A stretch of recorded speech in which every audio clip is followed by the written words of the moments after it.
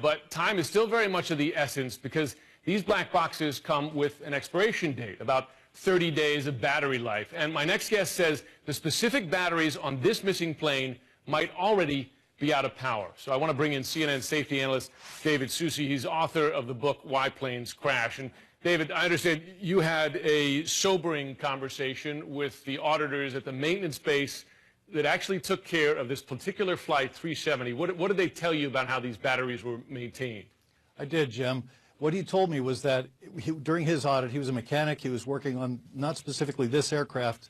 He didn't talk about that, but he did talk about the maintenance base where it was maintained. Now, here's my concern about this. He told me that he went in and did an audit on the way that they store parts, where they put the parts, and how they handle those parts. Among that audit was the handling of the pinger, of the little battery and the pinger. Now, those batteries and pingers need to be stored either in a refrigerated area or room temperature area. As you know, Malaysia is not a cool country in the summertime, especially when the humidity and the heat. We're talking a storage area that he found these were stored in over 100 degrees, well over 100 degrees, plus high humidity. What that tells us then, he wrote that up as a finding. He said, we need to change this. So those batteries that were in there were retired because what happens at that temperature is they go to about half life. Now, those were all retired, and subsequently they said, okay, we will keep these batteries in the refrigerated storage, which at that time he said they did. Now he tells me that that practice is not always practiced. There's a lot of complacency around it. The batteries are constantly being stored in the wrong place. Occasionally they're put in the refrigerator, occasionally they're not.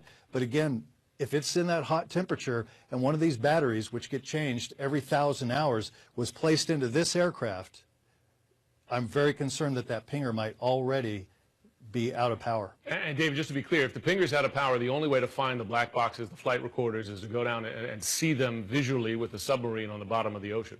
Yeah, that's right. And remember on Flight 447, when they made their first assumptions and they made all these searches over that area, and we knew very closely where that was, that black box would have been located. So we did all these searches over the top, or the searching party did, with the tow fish. That's the fish, but the tow fish is pulled behind and it picks up these pings. They couldn't pick up any pings. They wasted very valuable time, had to wait an entire winter to come back to look for it because they adjusted their parameters and they said, wait a minute, the pingers aren't working.